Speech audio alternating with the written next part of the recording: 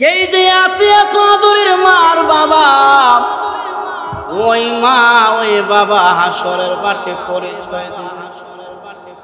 সন্তান গিয়া বলবে, আব্বা আমি না তোমার বড় ছেলে আব্দুর রহমান, একটা নেকির লাগে আটকা পড়েছি রে বাবা, একটা নেকি দাও। বাবা জবাব দেবে, আমি তো দুনিয়াতে বিয়ে করি নাই, সন্তান কোথায় থেকে? হে মুসলমান, যে সন্তানের লাগি নামাজ ছাড়লা, মসজিদ ছাড়লা, যে সন্তানের লাগি সুদ খায়লা, ঘুষ খায়লা, যে সন্তানের জন্য দুর্নীতি করলা, ওই সন্তান হাসরের মাঠে বাবার পরিচয় দেবে। মার কাছে গিয়ে বলবে, মারি আমি না তোমার ছেলে আব্দুল্লাহ, একটা নেকি দাও রে মা, একটি নেকির কারণে জান্নাতে যাইতে পারে। মা তখন জবাব দেয়, দুনিয়াতে আমার বিবাহ হয় নাই, আমার সন্তান কোথায় থেকে হইবে? মা সন্তানদের হাসরের মাঠে পরিচয় দেয়। যে বিবিকে জনম জনম্বর গলায় ধরাইয়া ঘুমাইলাম, যেই বিবির সুখের জন্য দাড়ি কাটলাম, যেই বিবির ভালোবাসা পাওয়ার জন্য বিভিন্ন গুনার কাজে লিপ্ত হইলাম, আদরের সহধর্মিনীর কাছে গিয়া বলবেন, বিবি রে আমি তো তোমার একমাত্র স্বামী, আমার একটা নেকি দাও। তখন বিবি বলবে, কিসের স্বামী? দুনিয়াতে বিবাহ হইলে না আমার স্বামী হয়তো।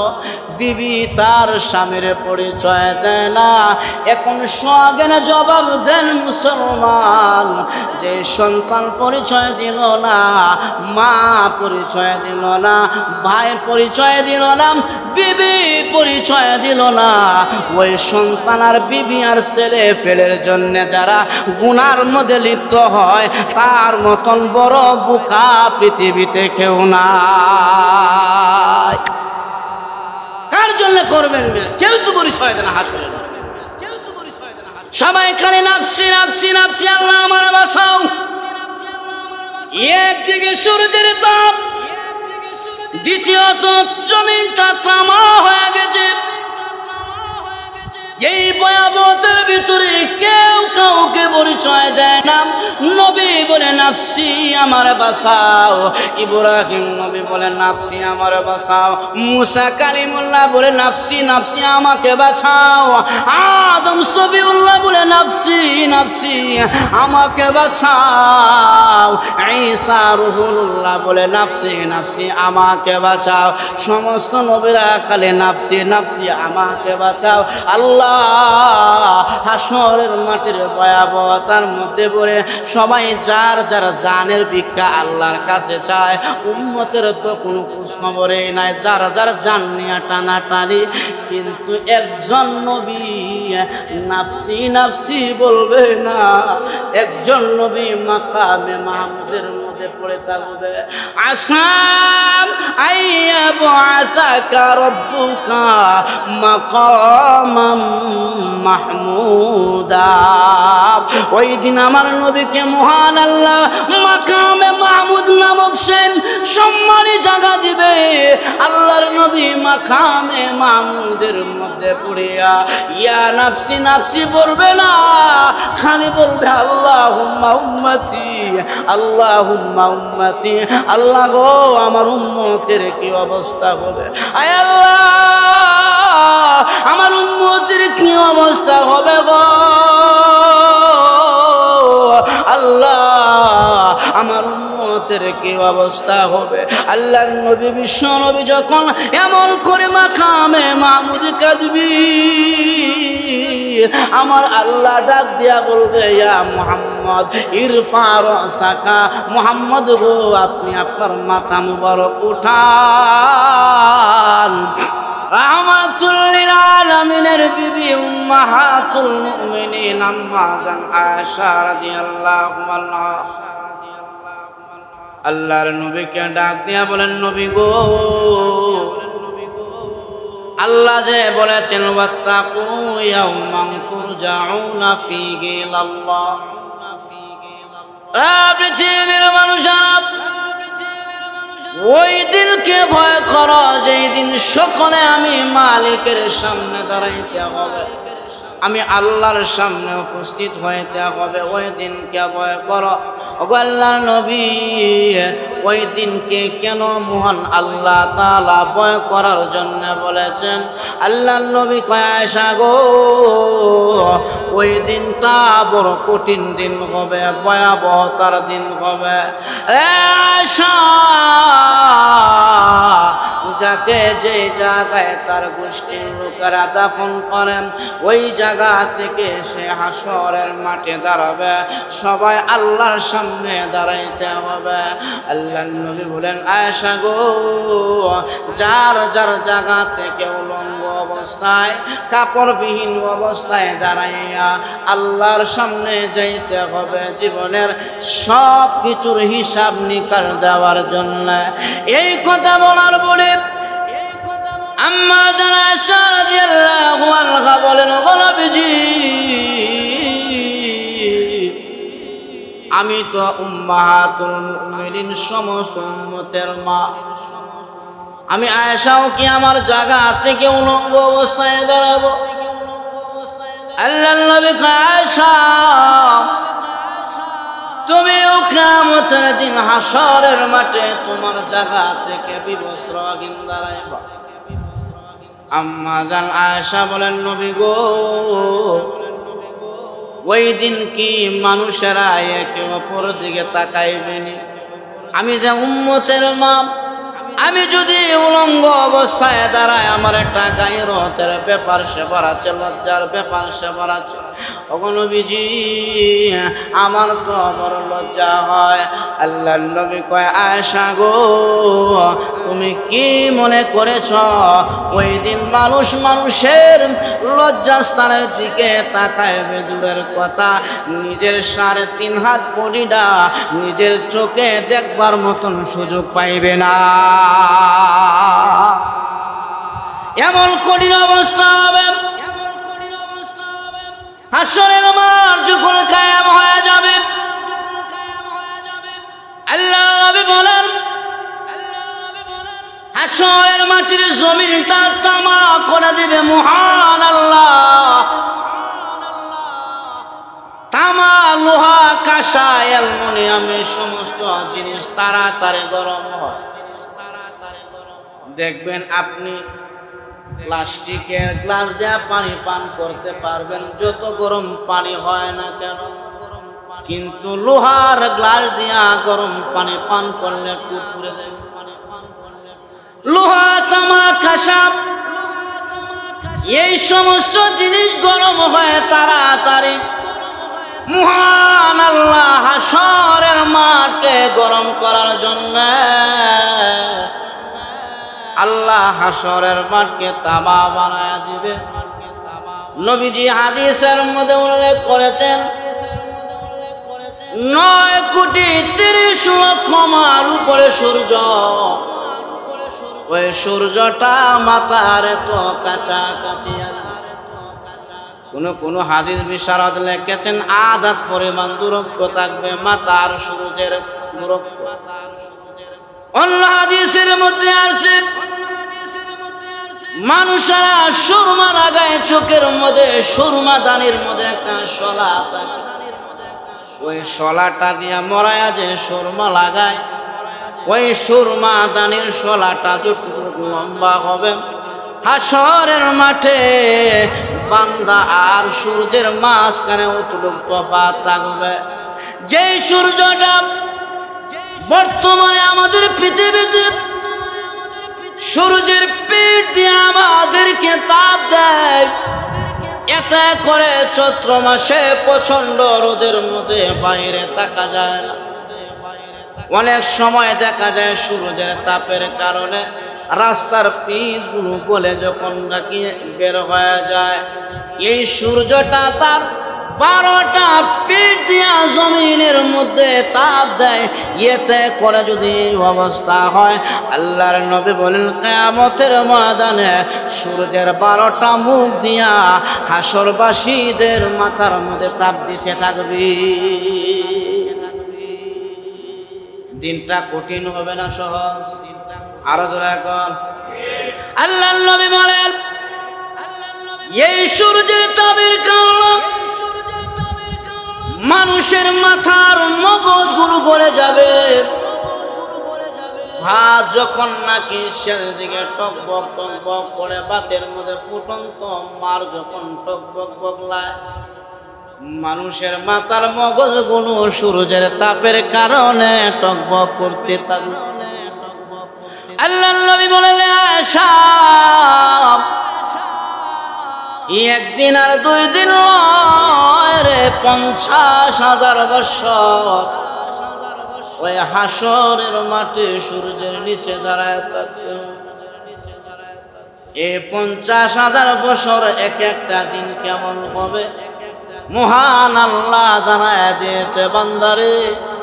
দিনের লম্বা কি পরিমাণ হবে জানায় দিয়েছে, মিকদারুহু 50 আলফ সানা, পৃথিবীর 50 বছরের সম পরিমাণ হাসরের মাঠের একদিন হবে। এইভাবে সূর্যের নিচে দাঁড়াইয়া আল্লাহর সামনে জবাব দেওয়ার জন্য মাথার মগজ শরীরের ঘাম এত পরিমাণ শরীর থেকে বের হতে লাগবে। কোন মানুষ শরীরের ঘামের মধ্যে পরে হাঁটু পানি হয়ে যাবে, কোন মানুষের পেট পানি হবে, কেউ বা বুক পানির মধ্যে দাঁড়ায় থাকবে, কেউ বা সাঁতরাইতে থাকবে। এত কঠিন হবে রে হাসরের মাঠ আল্লাহ বানায় দিবে। আম্মা যারা সাবরান নবী গো, এই হাসরের মাঠে আমি আসার কি অবস্থা? ওগো আল্লাহর নবী, আপনি যে আমার সম্মানিত স্বামী, হাসরের মাঠে কি আপনি আমার জন্য জামিনদার হবেন না? আপনি কি আমাকে চিনবেন না? আল্লাহর নবী জানায় দেয় হাসরের মাঠের করুণ পরিস্থিতি দেখিয়া স্বামী স্ত্রী তো দূরের কথা, মহান আল্লাহ কোরআনের মধ্যে জানায় দিয়েছে, ইয়াউমা ইয়াফিরুল মারউ মিন আখিহি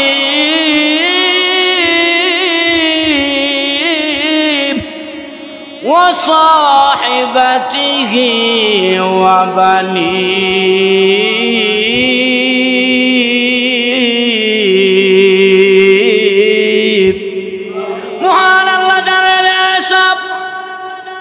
ওই দিন বাবা সন্তান থেকে পলায়ন করবি, ভাই বাইরে পরিচয় দিবে না, সন্তান তার মাকে পরিচয় দিবে না, বিবি তার স্বামীকে পরিচয় দিবে। আয়েশা গো, যে জনম দুঃখিলে মা 10 মাস 10 দিন সন্তানে গর্ভে রাখলো, ওই মা পর্যন্ত হাসরের মাঠে সন্তানের পরিচয় দেয়। হ্যাঁ মুসলমান দুনিয়াতে মার ছেলের সম্পর্ক বড় গভীর, মার ছেলের মতন সম্পর্ক দুনিয়াতে আর নাই। মা সন্তানের জন্য দুনিয়াতে সব দিতে পারে, সন্তান মার জন্য সব বিসর্জন দিতে পারে। জোরে কোন ঠিক কিনা? কারণ পৃথিবীতে একজন মার জীবনের শেষ আশা ভরসার এবং দুঃখ কষ্ট নিবারণের শেষ জায়গা হলো সন্তান।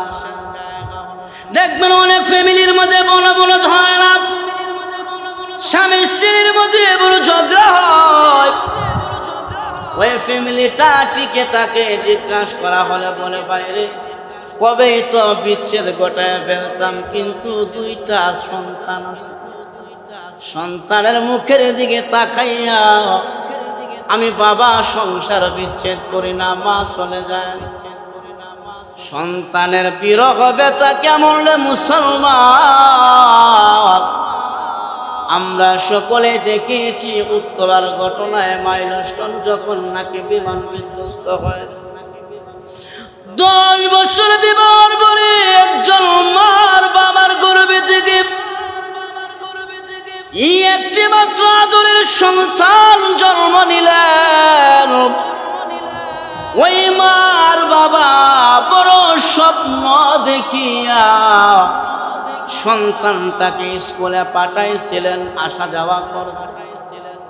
কিন্তু ওই জনম দুঃখিনী মা সন্তান হারাইয়া এখন সোশ্যাল মিডিয়ায় বলে আমি কি দেখিয়া বাঁচবো, কারে নিয়া বাঁচবো রে। দুনিয়ার মানুষ 10 বছর পরে একটা মাত্র সন্তান, আর ওই সন্তানটা বিমান বিধ্বস্ত হইয়া দুনিয়া থেকে শাহাদাতের পেয়ালা পান করে বিদায়। তাহলে বোঝা গেল মার বাবা আর সন্তানের মধ্যে মহাব্বতটা গভীর। এমন তো ঘটনা ঘটেছে উত্তরায় সন্তানকে হারাইয়া মা বিলাপ করতে করতে, মা সুখ করতে করতে মাও বিদায় হয়েছে। কারণ মা সন্তানের বিরহ বেদনা সহ্য করতে পারে না। আল্লাহর নবীও বলে গেছেন উম্মতেরা রে, সন্তান মার লাশ কাঁদে নিতে পারে রে, কিন্তু জীবন্ত মা বাবা সন্তানের লাশ কাঁদে নিতে পারে। মা বাবা সন্তানের লাশ কাঁদে নিতে পারে না, এইটার যোগ্যতা মা বাবাকে আল্লাহ দেয় নাই। এরপরে নবী বলে গেছেন উম্মত রে, মা বাবা যদি জীবদ্দশায় সন্তান মারা যায়, ওই সন্তানটাকে যেন বাবা কবরে নিয়ে যায়। কোনো মা যেন মৃত সন্তানকে কবরে নিয়ে না যায়। কারণ বাবা সন্তানলে দাফন করিয়া খাঁচা বাঁশের বেড়া দিয়া বাবা কবর থেকে উঠতে পারবে, আর জীবন্ত মা যদি সন্তানরে কবরে নিয়ে যায়, ওই মা সন্তানরে কবরে রাখি ওই মাটির ঘর থেকে মা উঠতে পারবে না। এই যে দুর্ঘটনায় অসংখ্য মা বাবা শুধু আর্তনাদ কান্নার বিলাস। এটা কেন? সন্তান মার গর্ভে 10 মাস 10 দিন লাগিয়া বড় কষ্ট করে সন্তানটাকে মা দুনিয়া থেকে লালিত পালিত করেছিলেন।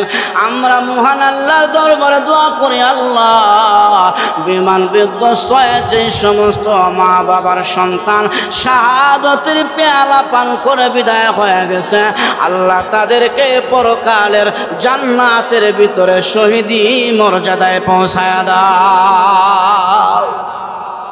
তাহলে আমার ভাইয়ের আমি যে কথা বুঝাচ্ছিলাম, এই যে এত আদরের মার বাবা, ওই মা ওই বাবা হাসরের মাঠে পরিচয় দেবে।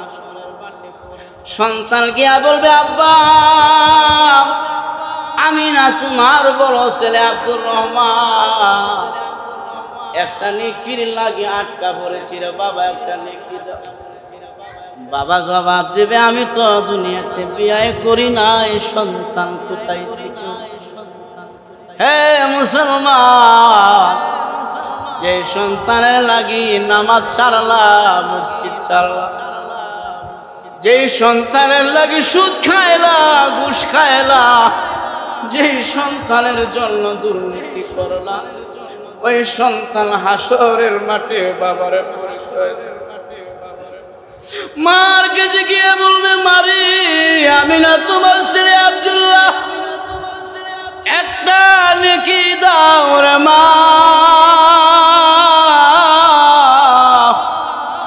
একটি নেকির কারণে জান্নাতে যাইতে পারে। মা তখন জবাব দেয়, দুনিয়াতে আমার বিবাহ হয় নাই, আমার সন্তান কোথায় থেকে হইবে? মা সন্তানরে হাসরের মাঠে পরিচয় দেয়। যে বিবিকে জনম জনম্বর গলায় ধরাইয়া ঘুমাই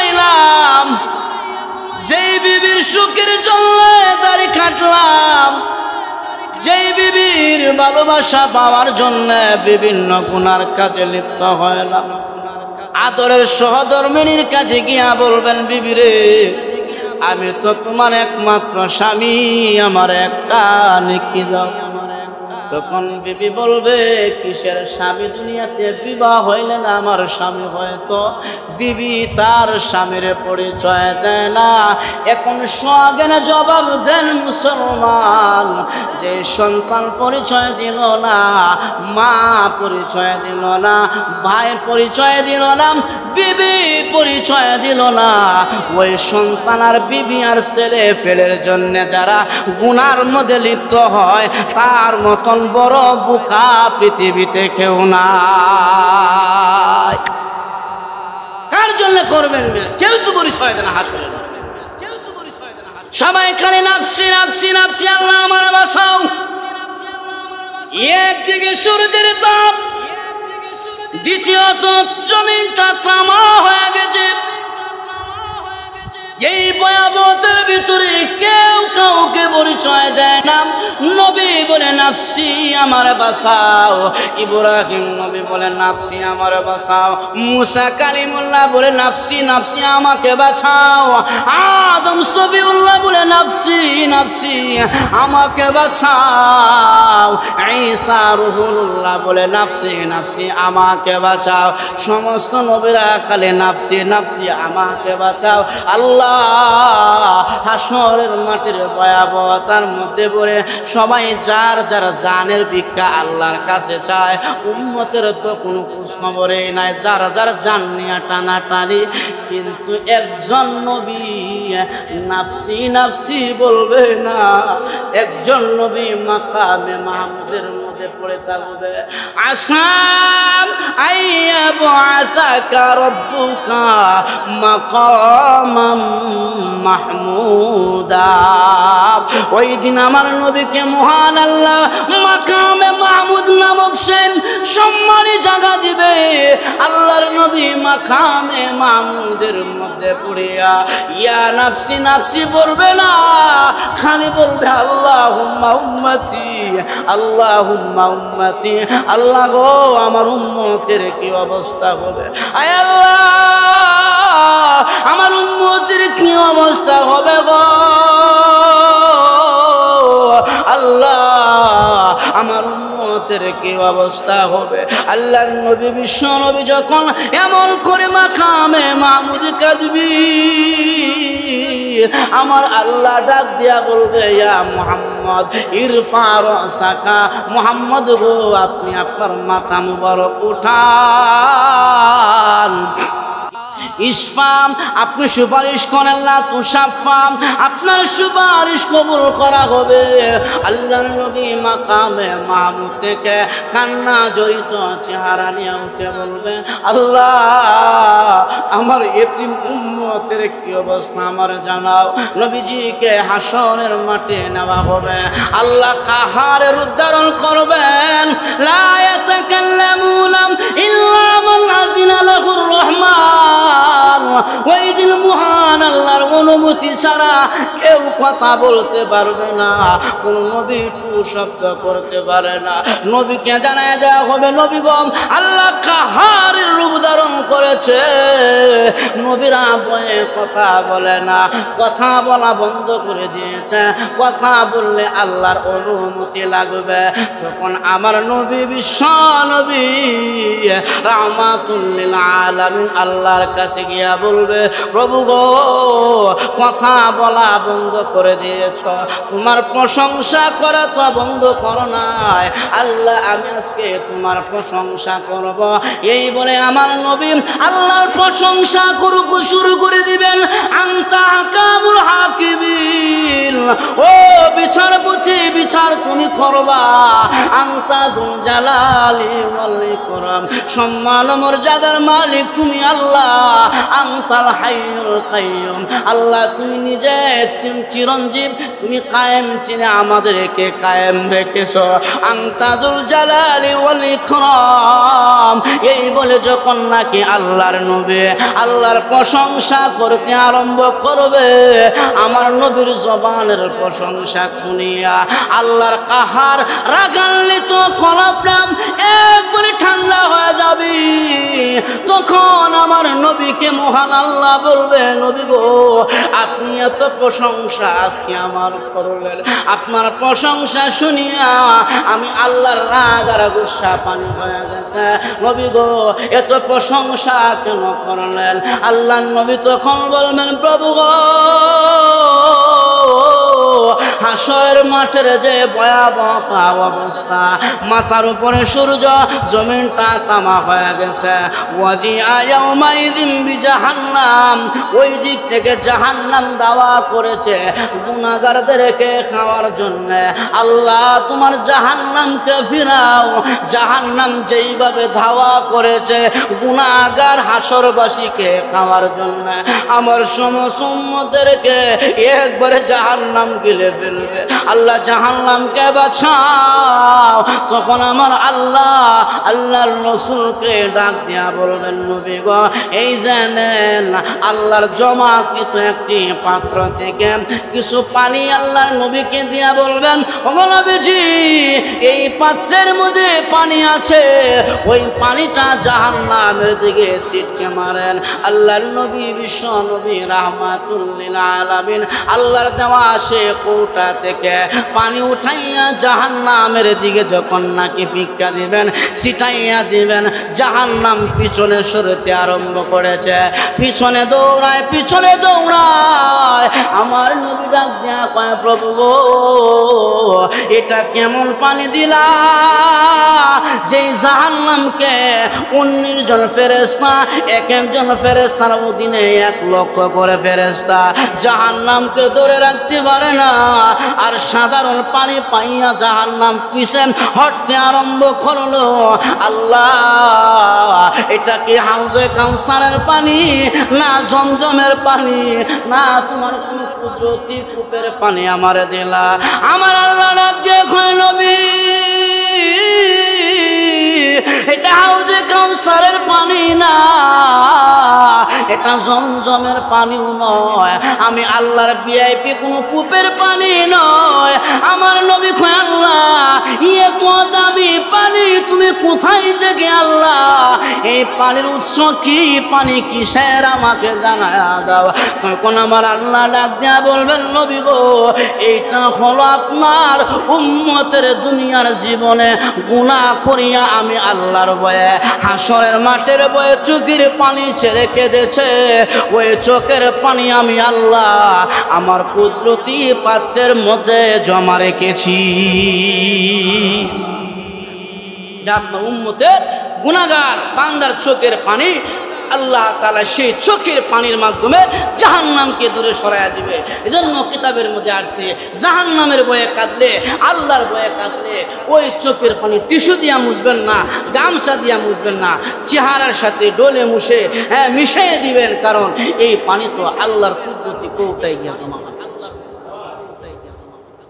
তাহলে আমার মায়া এই যে হাসরের মাটির ভয়াবহ অবস্থা, এই ভয়াবহতার জন্য মালিক আগেই জানাই দিয়েছে, ওয়াত্তাকু ইয়াওমান তুরজাউনা ফীহি ইলাল্লাহ। হে পৃথিবীর বিশ্ববাসীরা, ওই দিনকে ভয় করো, ওই দিনকে ভয় করো যেই দিন সকলে তোমরা আল্লাহর সামনে গিয়ে দাঁড়াইবা। জীবনের সমস্ত হিসাব আর নিকাশ যেই দিন আল্লাহর সামনে দিবা, যেদিন আল্লাহর কাছে তোমরা যাইবা, আল্লাহ কয় ওয়াত্তাকু ইয়াওমান, ওই দিনটাকে ভয় করো। তাহলে বোঝা গেল যেদিন আল্লাহর কাছে আমরা যাব, যেই আল্লাহ দিন কায়েম করবেন, ইয়াউমা ইয়াকুমুল হিসাব, হিসাবের দিন যেদিন আল্লাহ কায়েম করবেন, এই দিনটা বড় ভয়াবহতার দিন হবে। যেরকম ঠিক কিনা? এই দিনটা বড় ভয়ের দিন হবে, যার কারণে আল্লাহ আগেই জানাইছে ওয়াত্তাকু, ভয় করো, ইয়াওমান, ওই দিনকে, তুরজাউনা ফীহি ইলাল্লাহ, যেদিন আল্লাহর সামনে জমা হইবা, ওই দিনটাকে ভয় করো। তাহলে বোঝা গেল ওই দিনটা কঠিন হবে, হাসরের মাঠ বড় কঠিন হবে, কেউ কাউকে পরিচয় দিবে না। এজন্য দুনিয়াতে ওই দিনটাকে যারা ভয় করবে, ওই দিনের ভয় যাদের ভিতরে থাকবে, তারা জীবনেও দুনিয়াতে গুনার কাজ করতে পারবে না। কারণ আমার এই দুনিয়ার দিনটাই শেষ নয়, আমাকে আরেকটা দিনের সম্মুখীন হইতে হবে। সেই দিনটা বড় ভয়াবহতার দিন, অতএব সেই দিনে আমাকে জবাবদিহিতা করতে হবে। এই ভয়টা যদি কোনো মানুষের ভিতরে থাকে, সে দুনিয়াতে কোনো অনৈতিক কাজে, কোনো গুনার কাজে লিপ্ত হইতে পারে না। আল্লাহ তাআলা জানাই দিচ্ছে ওই দিনটা বড় কঠিন হবে। তাহলে আপনারা কি মনে করেন, আমরা সকলে ওই দিন আল্লাহর কাছে জমা হইতে হবে কি হবে না? হবে, সকলে যাইতে হবে। যার কারণে ওই দিনকে ভয় করো, ওই দিন থেকে কেউ ফাঁকিবাজি করতে পারবে না। ওই দিন কোনো বিচারক, কোনো উকিল, কোনো ব্যারিস্টার, কোনো জজ ওই দিন তোমার পক্ষে আদালতে দাঁড়াইবে না। একমাত্র কাহারের উদ্ধারণ করবে মহান আল্লাহ, রাজত্ব থাকবে আল্লাহর, আর কেউ কথা বলার মতন সুযোগ তো দূরের কথা, সাহস করতে পারবে না। তাহলে বোঝা গেল ওই দিনটা কঠিন দিন হবে। ওই দিনকে যারা সহজে পার করতে পারবে, তাদের জীবন সাফল্য, তারা হবেন তুফলিহুন, সফল কামি, বিজয়ী কামি কাফেলা। ওই দিনের ভয়টা আমাকে এই দুনিয়াতে করতে হবে। ওই দিনের ভয় যদি ভিতরে থাকে, সুদকুর সুদ খাবে না, জবাবদাহিতা করতে হবে ওই দিন আল্লাহর সামনে। ঘুষকুর ঘুষ খাবে না, জবাবদাহিতা করতে হবে ওই দিন আল্লাহর সামনে। বেনমাজি নামাজ ছাড়বে না। আউয়াল মা ইউহাসাবু ইয়াউমাল কিয়ামাতিস সালাহ, কিয়ামতের দিন সর্বপ্রথম আল্লাহর সামনে দাঁড়াইয়া নামাজের হিসাব দেওয়া হবে। ওই দিনকে যারা ভয় করবে, সে দুনিয়াতে নামাজ ছাড়তে ওই দিনের ভয়টাই এত বেশি হবে, যা আল্লাহ বর্ণনা দিয়ে দিচ্ছেন। সেই জন্য ওই দিনকে ভালো খাটাইতে গেলে দুনিয়াতে আল্লাহর বিধান মানিয়ে চলতে হবে। যেরকম ঠিক কিনা? আল্লাহকে মানতে হবে, আল্লাহর বিধান মানতে হবে। 2 নম্বরে কথায় আসেন, ওই দিন মা সন্তানরা পরিচয় দিত না, বাপ ছেলেরা পরিচয় দিত না, বউ জামাইরা পরিচয় দেয় না। একমাত্র উম্মতের একমাত্র সুপারিশদার, জামিনদার হবে আমাদের নবী মুহাম্মদুর রাসূলুল্লাহ। ওই নবী ছাড়া অন্য নবী জামিনদার হবে? সবাই নাফসি নাফসি, আল্লাহ আমারে বাঁচাও। আর নবী কয় আল্লাহুম্মা উম্মতি, আল্লাহ আমার উম্মত বাঁচাও। তাহলে উম্মতের খানদারি, উম্মতের দরুদি কে হবেন? নবী ওই দিন হবেন। সেই নবীর আদর্শ, সেই নবীজির সিরাত আমাদের দুনিয়াতে পালন করা দরকার। আসানি না নাই? আল্লাহ বলছেন লাকাদ কানা লাকুম ফি রাসূলিল্লাহি উসওয়াতুন হাসানা। হে পৃথিবীর মানুষেরা, আমার নবীর আখলাকের মধ্যে তোমাদের আদর্শ রয়েছে। তোমরা যখন নাকি কোনো কিছু ফলো করবা, আমার নবীর পরিবার চালাইবা, নবীজির পরিবারকে ফলো করো, আদর্শ নবী রেখে গেছে। রাষ্ট্র চালাইবা, নবীর দিকে তাকাও, সাহাবায়ে কেরামের দিকে তাকাও, নবীজি কীভাবে রাষ্ট্র কায়েম করে গেছেন, সাহাবীরা কীভাবে রাষ্ট্র পরিচালনা করে গেছেন। ওই আল্লাহর নবীর সিরাতের দিকে তাকাইলে, সিরাত যে নবীর আছে, আদর্শের দিকে তাকাইলে, নবী রাষ্ট্রনায়ক ছিলেন, নবীর স্বামী হিসাবে নবী ছিলেন, নবী যে একজন পুত্র হিসাবে, নেতা হিসাবে নবী কি নবীর আদর্শ আছে। নবী একজন রাষ্ট্রনায়ক হিসাবে নবীর আদর্শ আছে না নাই? একজন আরেকজনকে উপকার করার জন্য নবীর আদর্শ আছে না? মারামারি করা নবীর আদর্শ? জোরে কোন? খুন খারাপি করা, হত্যা করা নবীর আদর্শ? এটা বেঈমানদের আদর্শ, এটা উগ্রবাদী সন্ত্রাসীদের আদর্শ। এখন ঠিক কিনা? আজকে সেই উগ্রবাদী যারা খুন খারাপিতে লিপ্ত, তারাই নাকি শুনতেছি আমার দেশে মানব অধিকারের কমিশন অফিস খুলতে চায়। তারা মানব সেবা দিচ্ছে। মানব সেবা মানে কি?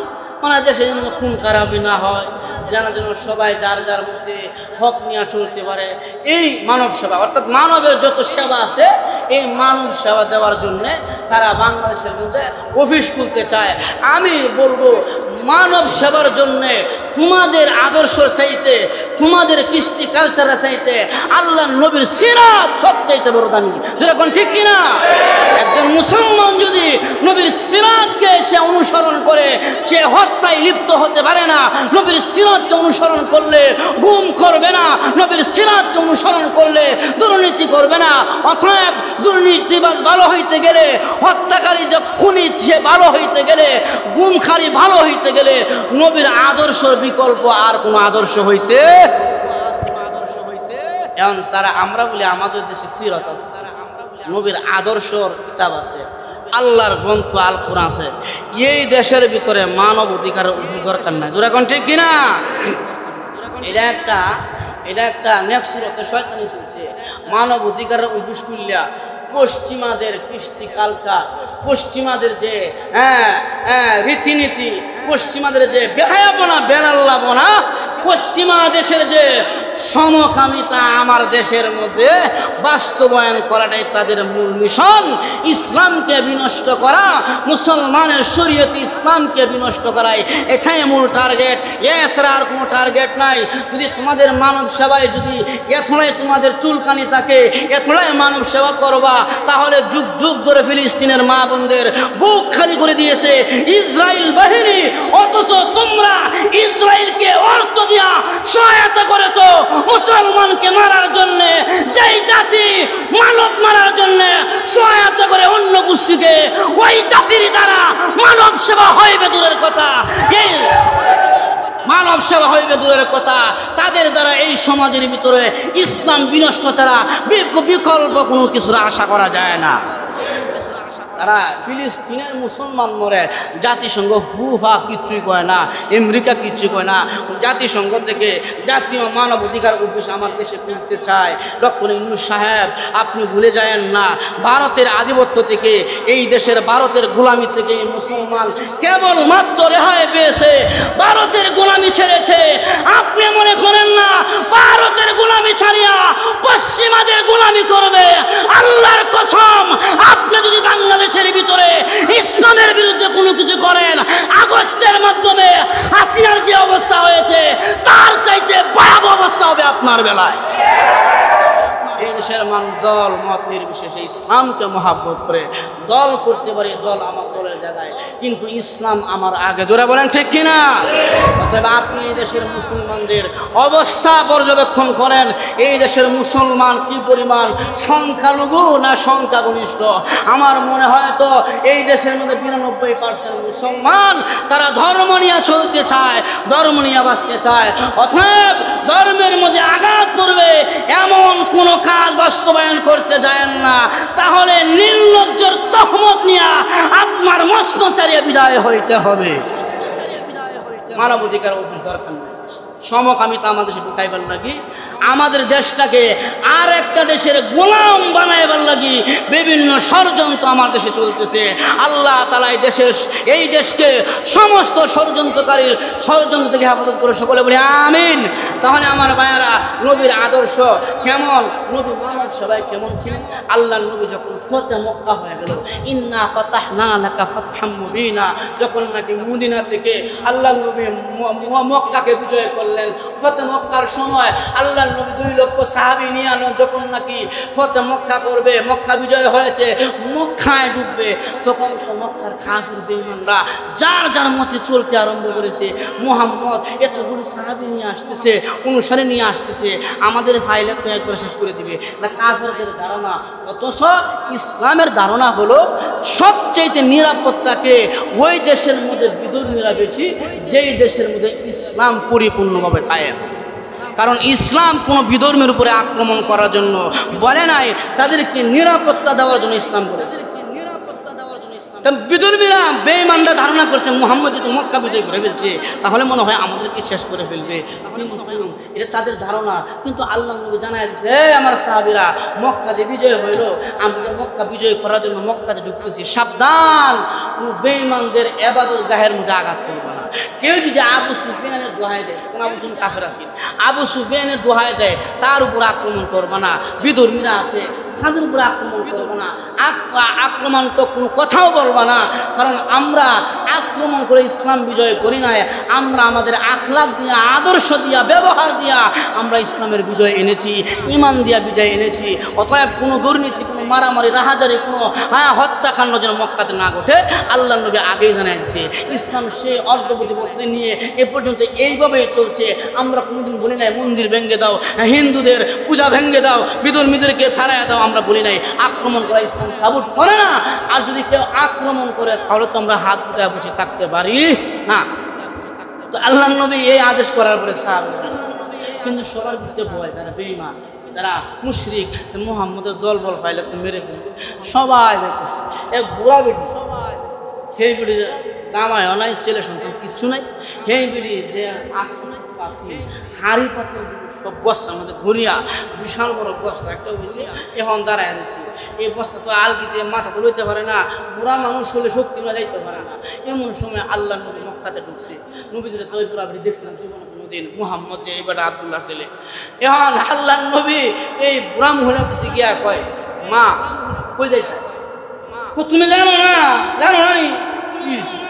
আব্দুল্লাহ ছেলে মুহাম্মদ মক্কাতে আসতেছে, ফাইলে স্বেচ্ছা নেই। আরে গো নবী রে গো, সেই মহিলা আল্লাহ নবীরে দেখেও নাই, চিনেও না। নবী কয়, মা গো আপনি কি মুহাম্মদকে দেখছেন? মুহাম্মদ দেখার দরকার নাই, জান বাঁচাও, জান বাঁচাও। হেই বাহার মুহাম্মদের ডরে।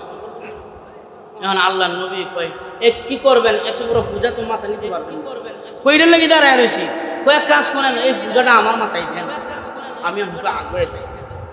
আমি বেড়ে চাইছি এমন আদর্শ তো যুবক এই জমিনে আমি আর দেখলাম না। নবীজির মাথার মধ্যে বুড়া বেড়ি, তার হাড়ি পাতিলের বস্তা দিয়া রওনা হয়েছে, পাহাড়ের গুহায় যাবে। তার গোষ্ঠীর লোকরা যে জায়গায় গিয়ে আশ্রয় নিচ্ছে মুহাম্মদের দলে, ওই জায়গায় গিয়ে হেও আশ্রয়, ওই জায়গায় গিয়ে হেও গেছে।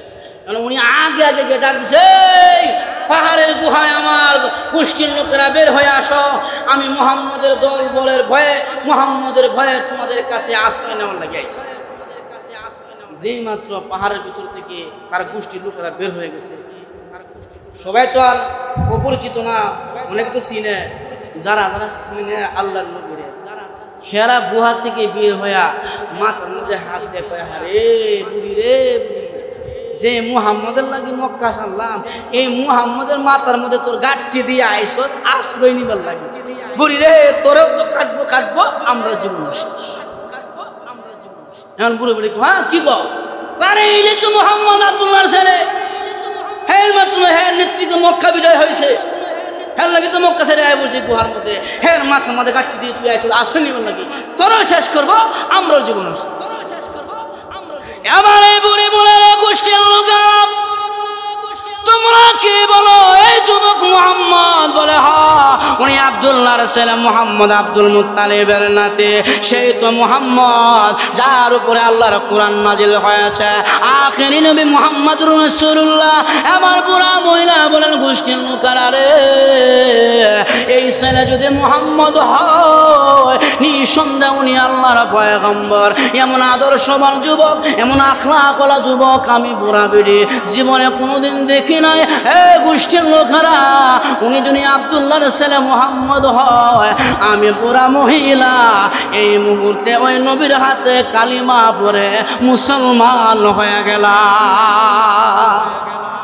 মানবের সেবা আল্লাহ নবী কেমন ভাবে করেছেন? একজন বুড়া বিধর্মী মহিলার গাঠি মাথায় নিয়ে তার স্বজনদের কাছে আগায় দিতে গেছে। আল্লাহ নবীর আদর্শ ছাড়া এই জাতি পরকালের মুক্তি পাওয়ার কোনো রাস্তা নাই। জন্য লাকাদ কানা লাকুম ফি রাসূলিল্লাহি উসওয়াতুন হাসানা, আল্লাহ জানায় দিছে, হে আমার বান্দা বান্দীরা, নবীর আখলাকের মধ্যে রয়েছে তোমাদের আদর্শ। নবীর আদর্শে আদর্শ হও, নবীজির রীতিনীতি গ্রহণ করো, নবীর কৃষ্টি কালচার গ্রহণ করো, সিরাতের কিতাবগুলো পড়বেন, আল্লাহ নবীর পারিবারিক জিন্দিগি পড়বেন, রাষ্ট্রীয় জিন্দিগি পড়বেন, মুসলমানের সাথে নবীজির ব্যবহার কেমন ছিল পড়বেন, ব্যবসার ক্ষেত্রে নবীজির ব্যবহার কেমন ছিল পর্যন্ত পড়বেন, নবীজি পুত্র হিসেবে কেমন মানুষ ছিলেন পড়বেন, নবীজি বাবা হিসেবে কেমন ছিলেন পড়বেন, নবীজি রাষ্ট্রনায়ক হিসেবে কেমন ছিলেন সিরাতের কিতাবে শূন্য করে লেখা আছে। পৃথিবীতে এই নবী ছাড়া অন্য কোনো পয়গম্বরের সিরাত অক্ষত অবস্থায় আজ পর্যন্ত কেউ পাইবে না। বাইবেলের পুরা ইতিহাস নাই, তাওরাতের পুরো ইতিহাস নাই, জাবুরের পুরো ইতিহাস নাই, কিন্তু আল্লাহর কোরআন সেই 1400 বছর আগে যেমন ভাবে নাজিল হয়েছে ওইটাই এমন ভাবে আছে। নবীজির সিরাত যেইভাবে হাদিসের কিতাবে আল্লাহর নবী যেই ব্যবহারগুলো করে গেছেন, সাহাবায়ে কেরাম করেছেন, তাবিরা করেছেন, সেই সমস্ত নবীজির আখলাকের চরিত্র সিরাত আজ পর্যন্ত শূন্য করে লেখা আছে। একমাত্র আল্লাহর নবীর সিরাতটাই এই পর্যন্ত আছে, অন্য কোনো নবীর সিরাত নাই। অতএব সিরাত গ্রহণ করতে গেলে, আদর্শ গ্রহণ করতে গেলে পশ্চিমাদেরটা নয়, নবীর আদর্শ গ্রহণ করতে হবে। জোরে কোন ঠিক কিনা? আল্লাহ তাআলা আমাদের সবাইকে যে কথাগুলো বললাম সবাইকে আমল করার তৌফিক দান করুন। সকলে বলি আমিন।